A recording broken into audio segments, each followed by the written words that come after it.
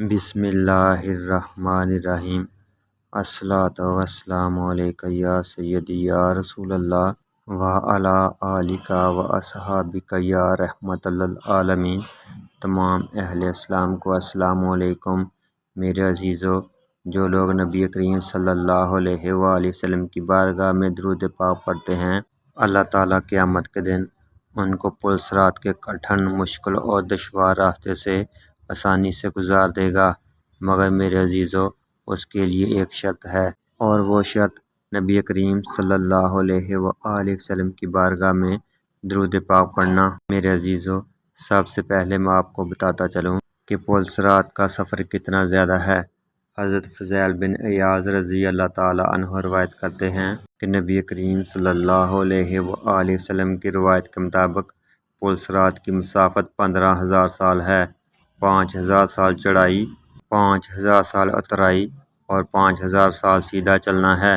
بال سے زیادہ باریک، تلوار سے زیادہ تیز اور جہنم کی پشت پر ہے، اور اسے وہی طے کر سکے گا جو اللہ تعالیٰ سے ڈرتا ہوگا اور نبی کریم صلی اللہ علیہ وآلہ وسلم پر درود پاک پڑھتا ہوگا۔ میرے عزیزو، جو شخص نبی کریم صلی اللہ علیہ وآلہ وسلم کی بارگاہ میں کثرت سے درود پاک پڑھنے والا ہوگا، اس کے بارے میں حضرت عبداللہ بن سمرہ رضی اللہ تعالیٰ عنہ روایت کرتے ہیں، ایک مرتبہ حضور اقدس صلی اللہ علیہ وآلہ وسلم باہر تشریف لائے اور ارشاد فرمایا کہ میں نے رات کو ایک عجیب سا منظر دیکھا کہ ایک شخص ہے، وہ پل صراط کے اوپر کبھی تو گھسٹ کر چلتا ہے، کبھی گھٹنوں کے بل چلتا ہے۔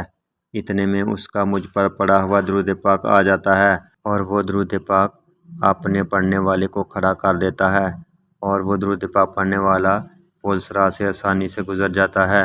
قیامت کا دن ایک ایسا دن ہوگا جس دن ہر کسی کو اپنی پڑی ہوگی اور نامہ اعمال ملنے کے بعد پل صراط سے گزرنا ہوگا۔ اور میرے عزیزو، پل صراط اتنا زیادہ باریک ہوگا اور اس کی مسافت اتنی زیادہ ہوگی کہ بندے کے بس سے باہر ہوگا کہ وہ اس پل صراط کو پار کر سکے، مگر میرے عزیزو، جو لوگ نبی کریم صلی اللہ علیہ وآلہ وسلم پر درود پاک پڑھنے والے ہوں گے، ان کو ان کا پڑھا ہوا درود پاک پل صراط سے دور لے جائے گا، یا حضرت جبرائیل علیہ السلام اس کو اپنے پروں پر بٹھا کر اس پل سے پار کروا کر اس کو جنت میں داخل کروا دیں گے، جہاں پر نبی کریم صلی اللہ علیہ وآلہ وسلم اپنے اوپر درود پاک پڑھنے والے امتی کا انتظار کر رہے ہوں گے۔